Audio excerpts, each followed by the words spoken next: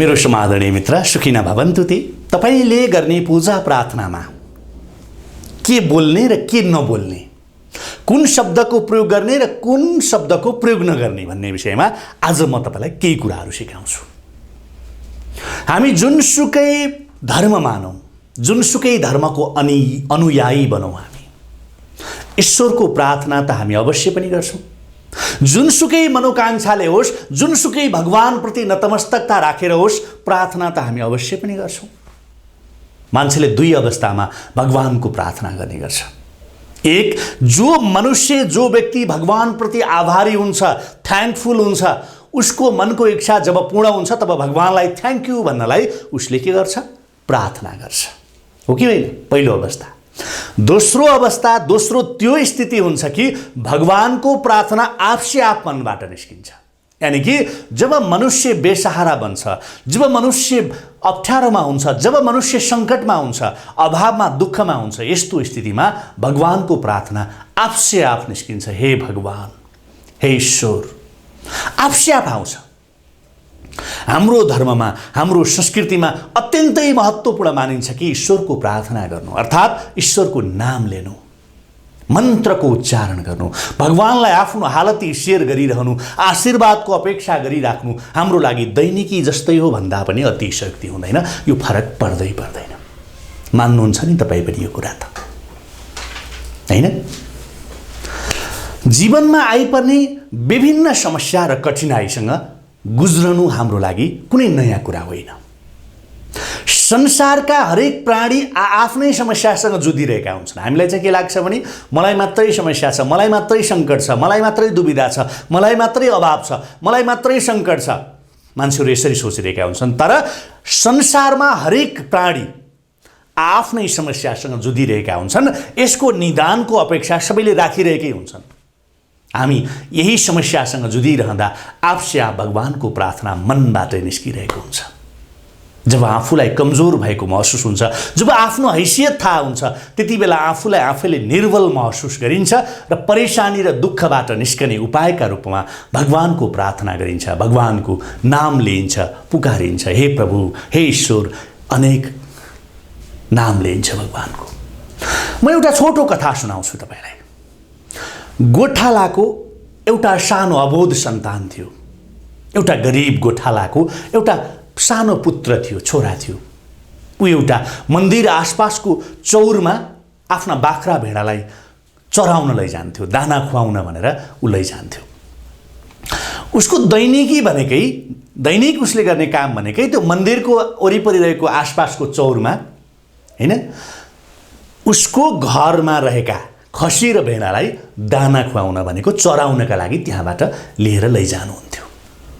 जब खसी भेडाले दाना खान्थे, जब खसी भेडा चर्न थाल्थे नि, है, अब त्यो अगाइसकेपछि उसले त्यहाँबाट लिएर फर्किन्थ्यो। उसको दैनिकी यसै गरी चलिरहेको थियो। एउटा समय शिवरात्रिको समय आयो। मन्दिरतिर एकदमै भिड बढ्न थाल्यो। शिवरात्रिको बेलामा त सारा मान्छे टाढा टाढाबाट पनि मन्दिरमा आइपुग्ने भए, हैन? भगवानको दर्शन गर्नका लागि, भगवान शङ्करको, देवादिदेव महादेवको दर्शनका लागि मन्दिरतिर एकदमै भिडहरू बढ्न थाल्यो। सारा मान्छेहरू पूजा र प्रार्थनाका लागि त्यो मन्दिरतर्फ आउन थाले। नजिक त्यो मन्दिरतर्फ आउन लागेको उसले देख्यो। मन्दिर आसपासको चौरमा दैनिक ऊ आइरहेको भए पनि उसलाई भगवानको विषयमा, मन्दिरको विषयमा केही थाहा थिएन। त्यो गरिबको सन्तान, उसले भगवानको बारेमा सुनेको त थियो, तर उसलाई थाहा थिएन कि भगवानको एकैसाथ सबै मान्छेहरूले किन प्रार्थना गर्छन्, किन आराधना गर्छन्, मान्छेहरू यसरी टाढा टाढाबाट आएर किन भगवानको पूजा गर्छन् भन्ने कुरा त्यो अबोध बच्चालाई केही पनि थाहा थिएन। सबै मान्छेहरू एकैचोटि प्रार्थना गर्न मन्दिर गइरहेको देखेपछि त्यो गोठालाको सन्तान, त्यो गरिबको सन्तान, त्यो पुत्रले एकजना भक्तको नजिक गएर सोध्यो कि यी मान्छेहरू एकैचोटि कहाँ गइरहेका छन्, कहाँबाट आइरहेका छन्, यत्रो लड्को कहाँबाट हो? मन्दिरदेखि नजिकै रहेको खुला चौरमा बाख्रा खसी चराइरहेको बालकले सोधेको प्रश्नमा त्यो व्यक्तिले भगवानको पूजा प्रार्थना गर्न मन्दिरमा आएका हुन् बाबु भनेर जवाफ दियो। मान्छेहरू एकैचोटि पूजा प्रार्थनाका लागि मन्दिरमा आएको भन्ने थाहा पाएपछि बच्चाको दिमागमा झन् ठुलो हैरानी, झन् ठुलो जिज्ञासा बढेर आयो। ऊ झन् अनियन्त्रित बन्न थाल्यो। किन? अचम्मित र जिज्ञासु बनेर आयो। फेरि त्यो बालकले सोध्यो कि यो प्रार्थनाको मतलब अथवा यो प्रार्थनाको अर्थ के हो, यो भनेको के हो भनेर त्यो गरिबको छोराले दोस्रो प्रश्न गर्यो। बच्चाको प्रश्नमा त्यो मानिसले बतायो, प्रार्थनाको मतलब वा अर्थ भनेको बाबु भगवानलाई भनिने शब्द हो, भगवानलाई गरिने अनुरोध हो। भगवानलाई हामी हाम्रो अनुरोध, भएका गल्ती, पश्चाताप यी सबै कुराहरू सेयर गर्न सक्छौँ। मन्दिरबाट घण्टा बजेको आवाज आउन थाल्यो। त्यो बच्चामा पनि इच्छा जाग्यो कि यति धेरै मान्छेहरू भगवानको प्रार्थना गरिरहेका छन् कि म चाहिँ किन प्रार्थना नगरौँ त। एकछिनमा मन्दिरबाट आरतीको स्वर सुनिन थाल्यो। मन्दिरमा आरती चल्यो। त्यो स्वर त्यो बच्चाको कानमा पनि पर्यो। मान्छेहरू सबै आरती गाउन थाले, मन्त्र उच्चारण गर्न थाले। तर त्यो बच्चालाई कुनै मन्त्र, कुनै विधि वा कुनै आरती आउँदैन थियो। बस म पनि किन प्रार्थना नगरौँ, उसमा त्यो इच्छा जागृत भयो। उसले स्कुलमा मात्र केही अक्षर सिकेको थियो।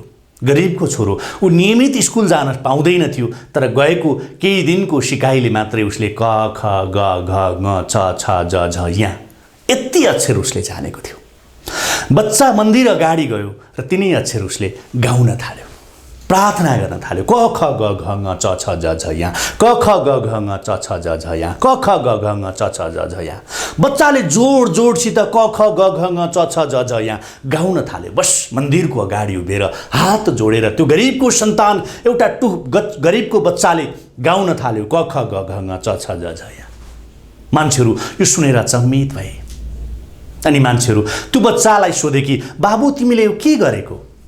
त्यो अन्जान बच्चाले भन्यो कि मैले भगवानको प्रार्थना गरिरहेको छु हजुर। त्यो मान्छेले भन्यो, तिमीले त क ख ग घ ङ पो भनिरहेका छौ, क ख ग घ ङ च छ ज झ यहाँ पो घोकिरहेका छौ, त्यसरी भगवानको पूजा र प्रार्थना हुन्छ त?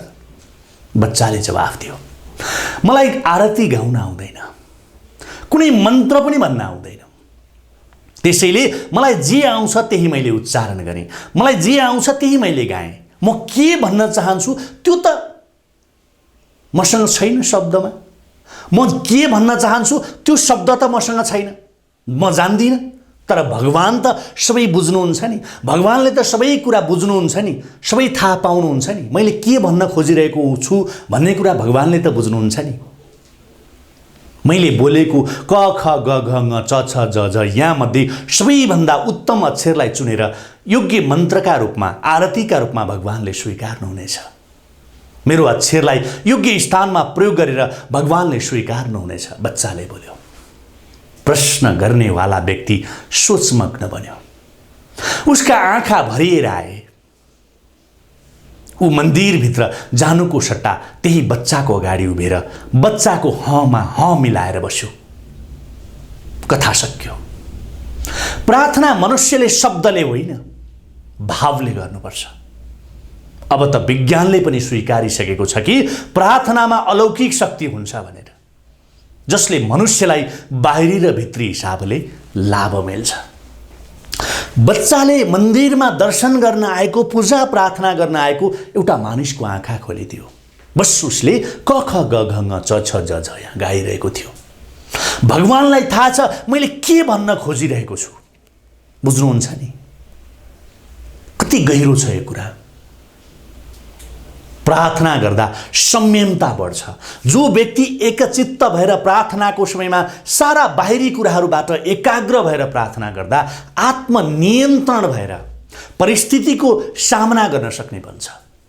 प्रार्थना गर्नुको अर्को फाइदा, मानिसले आफ्नो मन र मस्तिष्कलाई नियन्त्रणमा राख्न सिक्छ।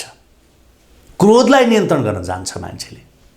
प्रार्थनाले मानिसलाई दैवीय गुणको विकास गर्न ठूलो सहयोग गर्छ। मेरो प्यारे हजुर, नियमित प्रार्थना गर्दा विश्वास, प्रेम, नम्रता र क्षमताको भावना विकसित हुन्छ। क्षमाको भावनाको विकास हुन्छ।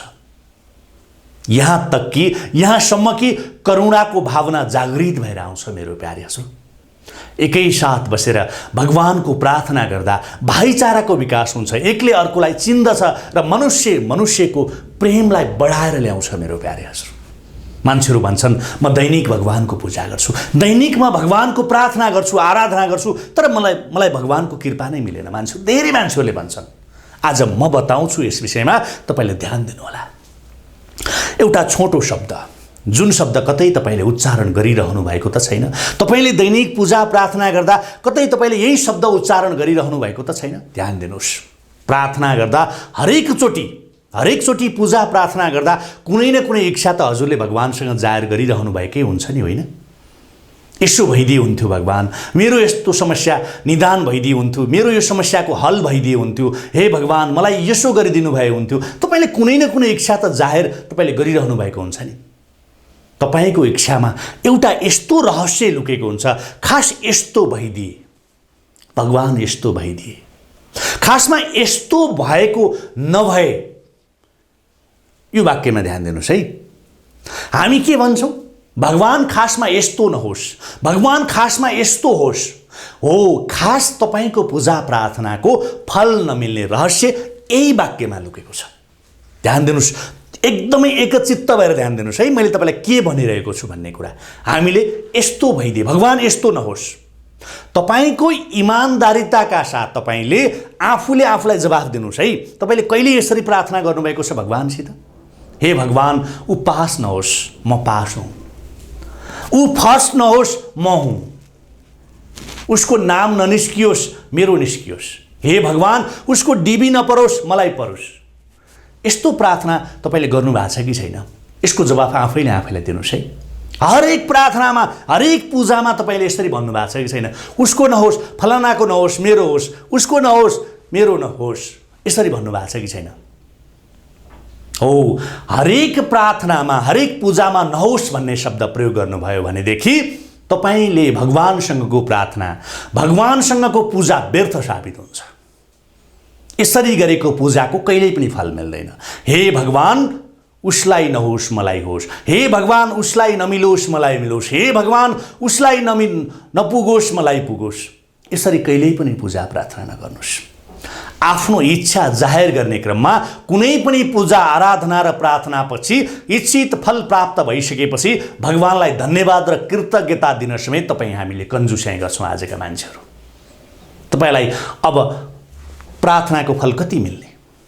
कुनै पूजा, कुनै प्रार्थनाबाट तपाईँलाई इच्छित फल मिल्यो भने पनि मिलिसकेपछि भगवानलाई धन्यवाद र कृतज्ञता दिनसम्म तपाईँ पुनः मन्दिर फर्केर जानुहुन्न, जबसम्म तपाईँलाई अर्को सङ्कट आइपर्दैन। यति मतलबी हुनुहुन्छ तपाईँ। तपाईँ जुनसुकै धर्म मान्नुहोस्, जुनसुकै शक्तिको पूजा प्रार्थना गर्नुहोस्, त्यसको कुनै फरक छैन। तपाईँको इच्छामा, तपाईँको प्रार्थनामा नहोस् भन्ने शब्दको प्रयोग गर्नु भनेको नकारात्मक शक्तिको प्रयोग गर्नु। क्लियर हुनुहोस् है। हे भगवान, उसको नहोस्, मेरो होस्। हे भगवान, उसलाई नमिलोस्, मलाई मिलोस्। तपाईँको इच्छामा, तपाईँको प्रार्थनामा नहोस् भन्ने शब्दको प्रयोग गर्नु भनेको तपाईँले नकारात्मक शक्तिको प्रयोग गर्नुभयो। नकारात्मक शक्तिसँग जोडिनु भनेको, नकारात्मक शक्तिसँग जोडिनु भयो। तपाईँ यसरी प्रार्थना गर्दा तपाईँ तुरुन्तै अब तपाईँमा के भयो? नकारात्मक शक्तिसँगको सम्बन्ध भयो। एउटा प्रेरक प्रसङ्ग छोटकरीमा भन्छु। भगवान नहोस् भन्ने शब्द सुन्नबाट वञ्चित किन हुनुहुन्छ त भगवान? म त्यो भन्छु है। तपाईँले गरेको प्रार्थनामा हे भगवान यस्तो नहोस् भन्ने प्रार्थनामा भगवानले नहोस् भन्ने शब्दको न भन्ने शब्द किन सुन्नुहुन्न? म त्यो बताउँछु। तपाईँले प्रार्थना गर्नुहुन्छ हे भगवान यस्तो नहोस् भनेर, तर भगवानले के सुन्नुहुन्छ? होस् भनेर। अनि परिणाम के आउँछ? भएर आउँछ, किनकि भगवानले होस् सुन्नुहुन्छ। बुझ्नुभयो? होस् किन सुन्नुहुन्छ त? न किन सुन्नुहुन्न? न भनेको नेगेटिभ भयो के, नकारात्मक भयो। भगवानसँग त पोजिटिभ भाइब्स छ नि त, सकारात्मक शक्ति हो नि त। भगवानसँग पनि नकारात्मक शक्ति हुन्छ त? नकारात्मक शक्ति भनेको दैत्य शक्ति, राक्षसी शक्ति भयो नि त सिधा बुझ्दाखेरि। तपाईँले ख्याल गर्नुभएको छ कि छैन? ख्याल नगरेकै भए पनि भनिन्छ नि, खराब वा अर्काको नराम्रो चाहने व्यक्तिले उसैको नराम्रो हुन्छ भनेको होइन। जसले अर्काको नराम्रो चाहन्छ, नराम्रो सोच्छ, उसैलाई नराम्रो हुन्छ भनेको त सुन्नुभयो होला नि तपाईँले। भगवानले नहोस् भन्ने शब्द नबनोस्, नपुगोस्, नरहोस्, यस्तो नजोडिएको शब्द नकारात्मक ऊर्जा र शक्तिसँग सम्बन्धित शब्द हो, जुन भगवानले कहिल्यै सुन्नुहुन्न। ईश्वरले नकारात्मकतातर्फ ध्यान दिनुहुन्न। त्यसैले सकारात्मक ऊर्जा, सकारात्मक शक्तिका प्रतीक ईश्वरलाई, भगवानलाई यो नहोस्, नसँग सम्बन्धित शब्दको प्रयोग कहिल्यै नगर्नुहोला। त्यसको परिणाम कहिल्यै राम्रो आउँदैन। चाहे जुनसुकै धर्म मान्नुस्, जुनसुकै शक्तिको पूजा प्रार्थना गर्नुस्, अबदेखि तपाईँले यो गल्ती नगर्नुहोला। यो कुनै चमत्कारिक विधि बताएको होइन, मैले तपाईँलाई सत्य दिशा बताएको। पोजिटिभ र नेगेटिभ दिशा हुन्छ, सकारात्मक र नकारात्मक दिशा हुन्छ। तपाईँ नसँग सम्बन्धित दिशामा हिँड्नुहुन्छ त परिणाम कसरी ससँग सम्बन्धित आउँछ? तपाईँ हिँड्ने बेलामा चाहिँ नको बाटो हिँड्ने अनि परिणाम चाहिँ तपाईँ सको खोजेर हुन्छ, नकारात्मक बाटो हिँड्ने सकारात्मक परिणाम खोजेर हुन्छ? हुँदै हुँदैन। सकारात्मक हुनलाई त, सकारात्मक परिणाम पाउनलाई त तपाईँ सकारात्मक दिशा पक्रिनु पर्यो नि। कुनै सङ्कटबाट तपाईँ निस्कन चाहनुहुन्छ भने तपाईँले गर्ने प्रार्थनामा सकारात्मकता भर्नुहोस्, किनकि यो मनबाट गरिने प्रार्थना हो। प्रार्थनामै सकारात्मकता भयो भने परिणाम पनि सकारात्मक आउँछ। तपाईँले सिधै भगवानसँग खास यस्तो होस् भगवान, यस्तो भइदिए हुन्थ्यो भगवान, यस्तो भइदियोस् भगवान, सकारात्मक प्रार्थना गर्नुहोस्। तपाईको मस्तिष्कमै सकारात्मक भरिन्छ, तपाईको दिमागमै सकारात्मकता भरिन थाल्छ र तपाईँलाई लाग्छ यो काम पुरा हुन्छ। यसरी सकारात्मक कुराले मनमा उत्साह बढ्छ र परिणाम पनि सफल आउँछ। तर हामीले के गरिरहेका छौँ आजसम्म? वर्षौँ भयो व्रत बस्न थालेको, वर्षौँ भयो उपवास बस्न थालेको, वर्षौँ भयो पूजा प्रार्थना गर्न थालेको, तर फल किन मिलेन भन्दा यही भइरहेको छ। जबसम्म नकारात्मकतालाई आफूबाट दूर राख्न सक्नुहुन्न तबसम्म तपाईँले कुनै व्यक्तिसँग, भगवानसँग प्रकट गरेको सोच, प्रार्थना, इच्छाले कहिल्यै पनि सकारात्मक परिणाम दिनै सक्दैन, लेखेर राख्दा हुन्छ। तसर्थ तपाईँको वाक्यमा नहोस्, नरहोस्, भगवानसँग पूजा प्रार्थना गर्दा यस्तो नहोस्, यस्तो नरहोस्, यसरी नसँग सम्बन्धित नकारात्मकताको प्रश्रय दिएर इच्छा र प्रार्थना कहिल्यै पनि नगर्नुहोस्। सोचलाई प्रभाव पार्ने कुरा हो, आदतलाई प्रभाव पार्ने कुरा हो। आजैबाट अभ्यास गर्नुहोस्। सकारात्मक सोच, सकारात्मक प्रार्थनाले परिणाम पनि सकारात्मक आउँछ। यस्तो बानीको विकास गर्नुहोस् र जहिले पनि धन्यवाद र कृतज्ञता व्यक्त गर्न सिक्नुहोस्। अनि मात्रै हामीले सार्थक सफलता, सार्थक खुसी, सार्थक सुख प्राप्त गर्न सक्छौँ। सुखी न भवन्तु ते।